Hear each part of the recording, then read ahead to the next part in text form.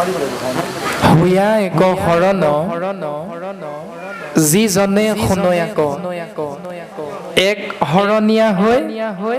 যিজনে ভাগৱত কথা শুনিব তেওঁৰ লাভ কি হ'ব হালৈক্য সাযুজ্য সাৰূপ্য সামীপ্য আৰু মোক্ষ এই 5 প্ৰকাৰ পৰম পদ লাভ হ'ব দ্বিতীয়তে লাভ হ'ব আত্যান্তিক সুখ তৃতীয়তে লাভ হ'ব নিস্তৰৈ মায়াক তেওঁ মায়াৰ পৰা পৰিত্ৰাণ পাব পাৰিব এতিয়া তিনিটা বস্তু আপোনাক মোক লাগে নে নালাগে সেইটো আপুনি আমি নিজেহে বুজি পাম যদি লাগে ভাগৱত শুনোতে শৰণীয়া হ'ব লাগিব যদি দ্বিশৰণীয়া হৈ শুনা এইকেইটা নোপোৱা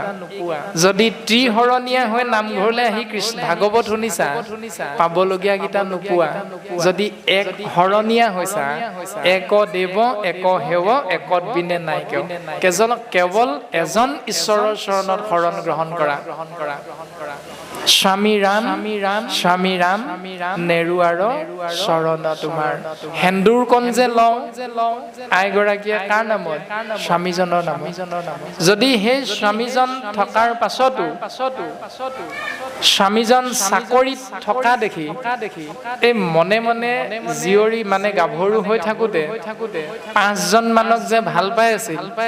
এই সেই কেইজনলৈ যদি বিয়া হোৱাৰ পাছতো হোৱাটছআপ ফেচবুক যোগে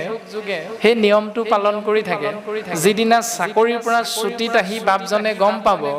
আমাৰ গৰাকী এইটো নিয়ম পালন কৰিছে কি হ'ব বাৰু উত্তৰটো সুন্দৰ সুখেৰে গঢ় লৈ থকা ঘৰখন সেইদিনাই তৎমুহূৰ্ততে ভাগি থানবান হৈ যাব বাপজনেও যদি চাকৰি জেগাত গৈ সেইটো নিয়ম পালন কৰি থাকে আইগৰাকীয়ে যিদিনা মোবাইল ফোনটো চেক কৰোঁতে ধৰা পেলাব সেইদিনা সুখৰ সংসাৰখন ধ্বংস হৈ যাব এইবিলাক বাস্তৱসন্মত সঁচা কথা আৰু ভাগৱতেও সেই জ্ঞানটোকে দি আছে যে হুয়া এক শৰণ যিজনে শুনৈ আক পাৱৈ পৰম পদ সুখে নিস্তৰৈ মায়াক এক শৰণ হ'বই লাগিব এতিয়া সেই এক শৰণ হ'ল স্বামী ৰাম অৰ্থাৎ ৰাম কৃষ্ণ হৰি বিষ্ণু জগত প্ৰসিদ্ধ নাম তত্ত্বত আমি শৰণ গ্ৰহণ কৰিব লাগিব আৰু মাধৱ গুৰুজনাই নামঘোষা শাস্ত্ৰত সিদ্ধান্ত দিছে ব্ৰহ্মা হৰ পুৰন্দৰ আদি দেৱ নিৰন্তৰ জাক সদা পশয় শৰণে আন আৰ নাহি ত্ৰিভুৱনে এই 3 তলৈক্যত ব্ৰহ্মাকে ধৰি শিৱ ইন্দ্ৰ বায়ু বৰুণ চন্দ্ৰ সূৰ্য অশ্বিনী কুমাৰ সৰস্বতী লক্ষ্মী দুৰ্গা কালী ভদ্ৰা আদি 33 কোটি দেৱ দেৱতাই এজনৰে চৰণত সেৱা কৰি থাকে সেইজনাই হ'ল স্বয়ং কৃষ্ণস্তু ভগৱান ভকত জনৰ বন্ধু তুমি হে কৰুণা সিন্ধু মোৰ গতি তোমাৰ চৰণে মাধৱ গুৰুজনে আমাক সিদ্ধান্ত দি থৈ গৈছে যে কেৱল গতি কৃষ্ণৰ চৰণতহে হ'ব শিৱ তত্ত্বই নিজৰ ভাৱনা প্ৰকাশ কৰি থৈ গৈছে ও মই হৰ ব্ৰহ্মা ইন্দ্ৰ যত দেৱ গণ মুখ কদিবাক নপাৰো একো জন মই শিৱ তুমি ব্ৰহ্মা ইন্দ্ৰকে ধৰি 33 কোটি দেৱ দেৱতা আমি কোনো জনে জীৱক মুখ্য প্ৰাপ্তি দিব নোৱাৰো তেনে ক্ষেত্ৰত তাম্ৰ কাহ প্ৰতি মায়ে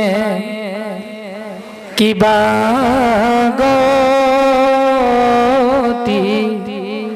দিব কলিত মলিন লোকে ইহাংকে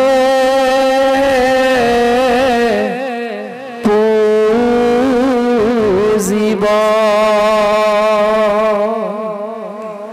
তেনে ক্ষেত্ৰত শুন ৰূপ তাম কাঁহ পিতল আদিৰ দ্বাৰা আমাৰেই একোটা মূৰ্তি নিৰ্মাণ কৰি কলিযুগৰ মলমতি মানুহবিলাকে ধূপ ধূনা বন্তি সহিতে সেই মূৰ্তিবিলাকৰ আগতে সেৱা কৰি থাকিব, যিটো আমি স্বয়ং দেৱতাবিলাকে দিব নোৱাৰো। আমাৰ মূৰ্তিবিলাকে কি দিব? ইমান সুন্দৰভাৱে সিদ্ধান্ত দিয়াৰ পাছতো আপুনি আমি নামঘৰলৈ গৈ চাকি বন্তি জ্বলোৱাৰ পাছতো বিশ্বাসটো নাই। সেইকাৰণে শিৱ মন্দিৰত গৈ সেৱা জনাও, সেইকাৰণে বিশ্বকৰ্মা মূৰ্তিৰ আগত সেৱা জনাও। একেগছি বন্তিকে একেজন মানুহে সেইকাৰণে দুৰ্গা পূজাত গৈ সেৱা কৰে। এইটো হ'ল বহুহৰণীয়া উদাহৰণ। বহুহৰণীয়া হৈ ভাগৱত কথা শুনাৰ পৰা জীৱৰ কোনো মংগল সাধন নহয়। এইটো আমি কোৱা কথা নহয়, ভাগৱতে কৈছে। এতিয়া ভাগৱতে সিদ্ধান্ত দিয়াৰ পাছতো যদি আমি তাকেই কৰি থাকো, তেতিয়াহ'লে গুৰুজন বস্তুৱে প্ৰকাশ কৰিছে, এই ৰামে জানিয়ে কচিতে নিতে শুনা কৃষ্ণ কথা, ই হেন মনুষ্য জন্ম নকৰি বৃথা। এই কথাখিনি জানি লৈ বুজি লৈ কেৱল কৃষ্ণস্তু ভগৱন্তৰ নাম আশ্ৰয় কৰা, যদি নকৰা মনুষ্য জন্মটো বিফল বুলি সিদ্ধান্ত দিছে। তাৰমানে কৃষ্ণ নাম আশ্ৰয় নকৰা মানে মনুষ্য জীৱন বিফল, আত্মঘাতী বুলি কৈছে। আত্মঘাতী ইংৰাজীত অৰ্থ হ'ল, ইংৰাজীত শব্দৰ আত্মঘাতীৰ অৰ্থ হ'ল সুইচাইড। সুইচাইড মানে অসমীয়াত আত্মঘাতী। এতিয়া সুইচাইড কৰা বুলি ক'লে আমি সকলোৱে বুজি পাওঁ স্বাভাৱিক মৃত্যুৰ বিপৰীত এটা প্ৰক্ৰিয়া, তাৰ নামেই হ'ল সুইচাইড। এতিয়া শাস্ত্ৰই সুইচাইড বুলি কাক কৈছে? কৃষ্ণ নাম ভাৱনাৰ পৰা নিজক যিমানে যিমানে আঁতৰাই ৰাখিবা সিমান সময়খিনি জীৱৰ সুইচাইড। যিমান সময় কৃষ্ণৰ চিন্তা ভাৱনাত তুমি ৰাখিব পাৰিবা, তুমি যি কৰা তোমাৰ কথা। অফিচত গৈ ফাইলটোত তুমি কলমটো লৈ চহী কৰি আছা, ভাৱনাটো কিন্তু কৃষ্ণ। পথাৰত তুমি হাল বাই আছা, পথাৰত তুমি ধান কাটি আছা, পথাৰত তুমি কঠীয়া গুজি আছা, যিয়ে নকৰা কিন্তু ভাৱনাটো কেৱল কৃষ্ণকেন্দ্ৰিক। কৃষ্ণক ভাবি ভাবি তুমি মুখেৰে কিবা জোকা ঘোষা গুণগুণাই তুমি কঠীয়া ৰুই আছা, কাঁচিৰে ধান কাটি আছা, অফিচত কলমটোৱে তুমি লিখিব লগা দায়িত্ব পালন কৰি আছা। য'তেই নাথাকে, লং পেণ্ট চাৰ্ট পিন্ধি থাকা সেইটো তোমাৰ কথা, কোনো কথা নাই। মুঠতে গুৰুজন বস্তুৱে কৈছে কৃষ্ণ কেন্দ্ৰিক ভাৱনাযুক্ত হৈ তুমি সমস্ত কৰ্মত নিজকে নিয়োজিত কৰা, তোমাৰ জীৱন সফল। যদি তাকে নকৰা তেতিয়াহ'লে তোমাৰ জীৱন সুইচাইড বিফল। কোনটো কৰিম আপোনাৰ মোৰ প্ৰত্যেকৰে নিজৰ নিজৰ চিন্তা। ভাগৱতে এই সিদ্ধান্ত প্ৰকাশ কৰিছে। আউৰ কি মনুষ্য শুইবা ঐ এৰাই তোআখ, জানি হৰি ভকতিত তেজিও আলাস। আকৌ যে দ্বিতীয়বাৰ মনুষ্য হ'ব পাৰিম, গেৰাণ্টি কোনো দিব নোৱাৰো। মনুষ্য যে হম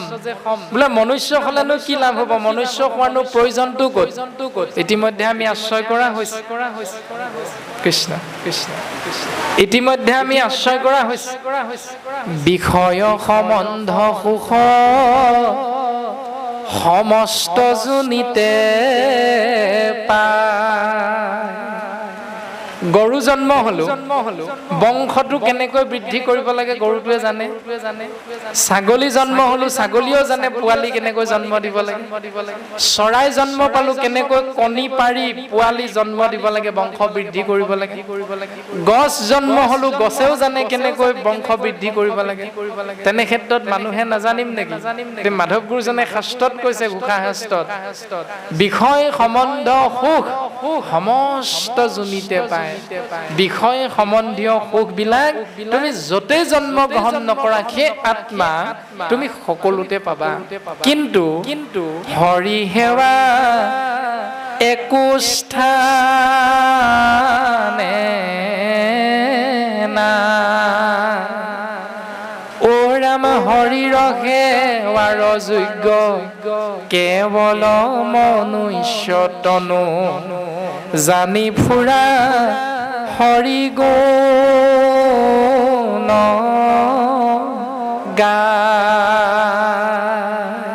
মনুষ্য জীৱনটো ইমান সুন্দৰ আকৌ প্ৰমাণ দিছে গুৰুজনে শুনিও ক সৰ্বজন কৃষ্ণৰ চৰিত্ৰ আতপৰে আন পুণ্য নাহিকে কলিত ও ৰাম লভি আছা জন্ম যিটো ব্ৰহ্মাৰো বাঞ্ছিত জানি যত্নে কৰা পান কৃষ্ণ কথামৃত লভি আছা জন্ম আমি যিটো জন্ম লাভ কৰিছো এই জন্মটো ব্ৰহ্মাদেৱৰ কৃপাত লাভ কৰিছো কিন্তু এই যে মনুষ্য জন্মটো পালো এই মনুষ্য জন্মটো ইমান উত্তম পিতৃ প্ৰজাপতি ব্ৰহ্মাদেৱেও ইচ্ছা কৰিছিল মনুষ্য জন্ম পাবলৈ মনুষ্য জন্ম লাভ কৰিবৰ বাবে আমাৰ পিতৃ ব্ৰহ্মাদেৱেও ইচ্ছা কৰিছিল কিন্তু ব্ৰহ্মাদেৱে সেইটো সৌভাগ্য লাভ কৰিব নোৱাৰে মনুষ্য জন্মটো কিমান উচ্চতম কিমান সুন্দৰ তেনেকুৱা এটা মনুষ্য শৰীৰত আমি আত্মাতত্ত্ব অৱস্থান কৰি এই সংসাৰত নিজৰ চিনাকি দিবলৈ যাওঁতে কেনেকৈ নিজৰ চিনাকি আনিব পাৰিম তাক শাস্ত্ৰই খুব সুন্দৰভাৱে পদবন্ধে আমাৰ ইন্দ্ৰিয়বিলাকৰ দৰ্শন প্ৰকাশ কৰিছে ৰাম কৰ্ণ দুই থাকন্তে নুশুনি কৃষ্ণ কথা দুগুটা গৰ্তৰ ভাৰ বহিলো বৃথা দুখন কাণ নামৰ ইন্দ্ৰিয় দিলে ইন্দ্ৰিয় ভাগীৰ ব্যৱহাৰ ক'ত হ'ব লাগে কৃষ্ণ কথা শ্ৰৱণৰ অৰ্থে আমি ব্যৱহাৰ কৰোঁ ক'ত বোলে যি হ'ল হ'ল ভালেই হ'ল কমলা বাইদেউৰ জীয়েক পলাই গ'ল নহয় এতিয়া সেই কমলা বাইদেউৰ জীয়েক পলাই যোৱা যিবিলাক ফুচফুচীয়া মেল এইবিলাকত কাণখন বেছিকে আগবাঢ়ি যায় কিন্তু শাস্ত্ৰত কৈছে কাণ নামৰ ইন্দ্ৰিয় ভাগ ব্যৱহাৰ কৰিবা কৃষ্ণ কথা শ্ৰৱণৰ অৰ্থে যদি নকৰা কাণ নামৰ ইন্দ্ৰিয় বিফল থাকিও নথকাৰ দৰে তাৰপাছত জিভাখনৰ কথা কৈছে হে জিভা সদা তোৰ মধুৰেখে প্ৰিয় মাত্ৰ জান তই ৰসৰ হাৰক গুৰুজনাই জিভাৰ ধৰ্মটো দেখুৱাইছে নহয় যে খেৰ জিভা তোৰ ধৰ্ম হ'ল এই পচা শৰীৰটোৰ বাবে গ্ৰহণ কৰা আহাৰ মুঠি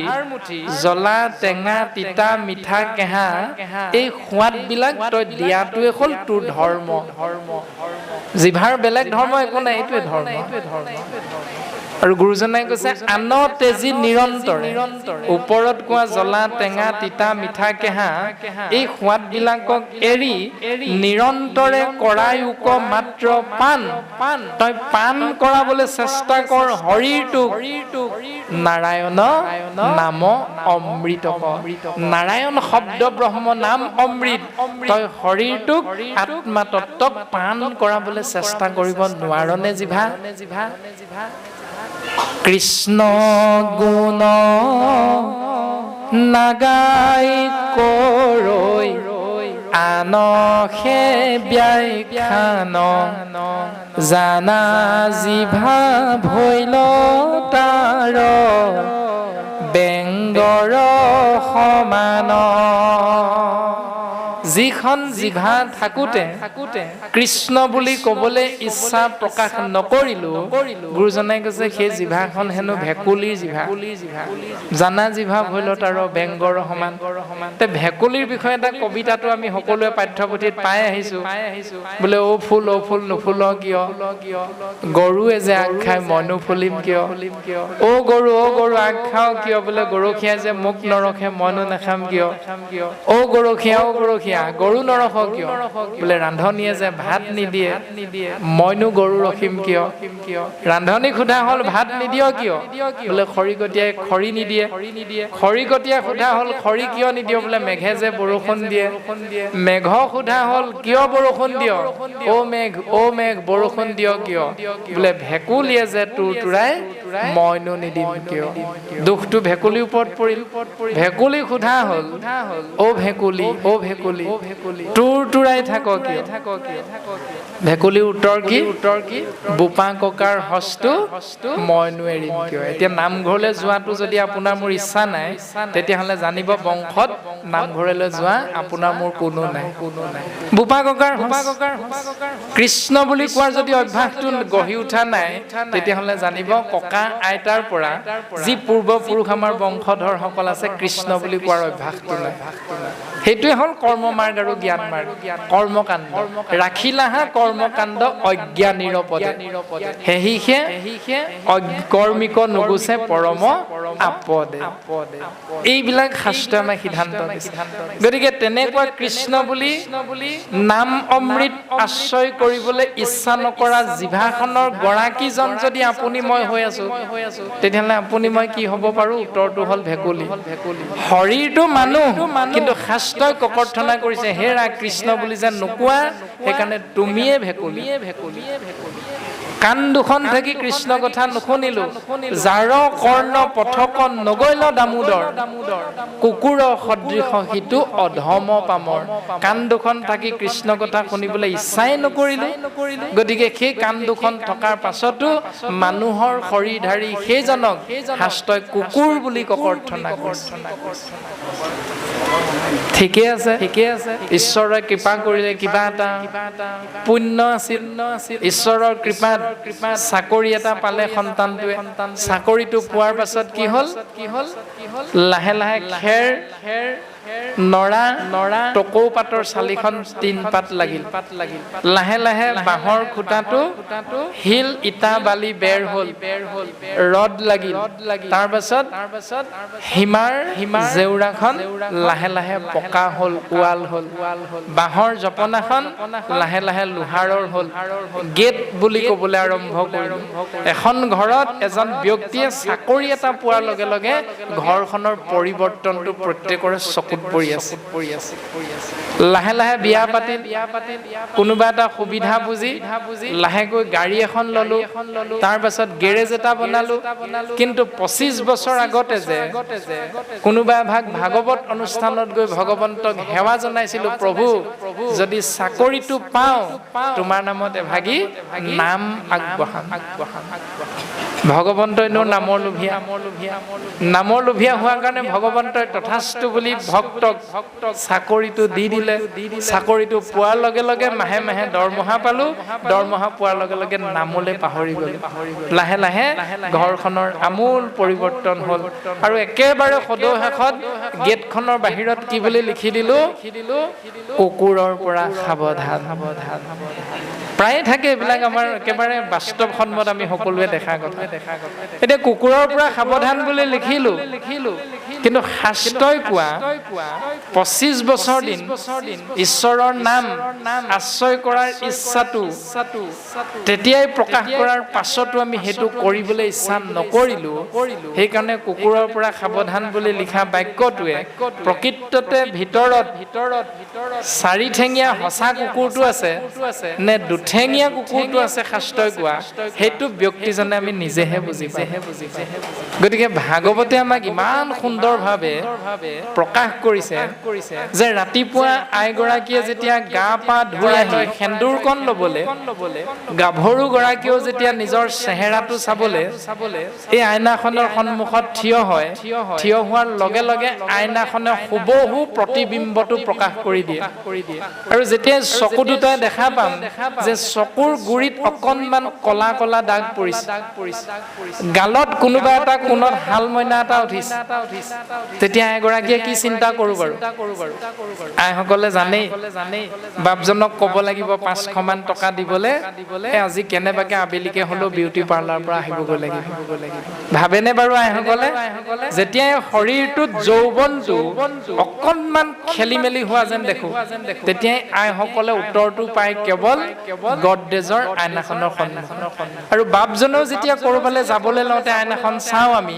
তেতিয়াই দেখিলো বোলে কিচকিচিয়া কলা চুলি কোচা অকণমান দুই এডাল বগা বগা হৈছে লগে লগে চিন্তা কৰো দোকানলৈ যাব লাগিব কলপ এটা আনিব লাগিব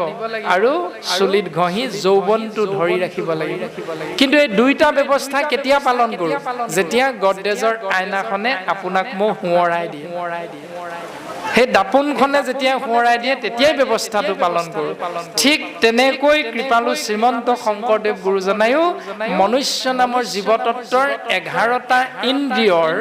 চকু কাণ নাক মুখ হাত ভৰি গুজ্জ লিংগ ছাল আদি ইন্দ্ৰিয়বিলাকৰ কৰ্ম ধৰ্মক মনত পেলাই দিবৰ বাবে ভাগৱত নামৰ এখন দাপোন আমাক দি থৈ গৈছে এই ভাগৱত নামৰ দাপোনখন যেতিয়ালৈকে নাচাম তেতিয়ালৈকে চকুৰ ধৰ্ম কি কাণৰ কৰ্ম কি ধৰ্ম কি হাত দুখনৰ কৰ্ম ধৰ্ম কি ভৰি দুখনৰ কৰ্ম ধৰ্ম কি ইয়াৰ বিষয়ে আপোনাৰ মোৰ কেতিয়াও জ্ঞান নহব আৰু যেতিয়া ইন্দ্ৰিয়বিলাকৰ জ্ঞান নাথাকিব কৰ্ম কি বুজি নেপাব ধৰ্ম কি বুজি নেপাব তেতিয়া এটি জীৱতত্বই শৰীৰত অৱগাহন কৰিও বিপথে পৰিচালিত হ'ব আৰু বিপথে পৰিচালিত হোৱা মানে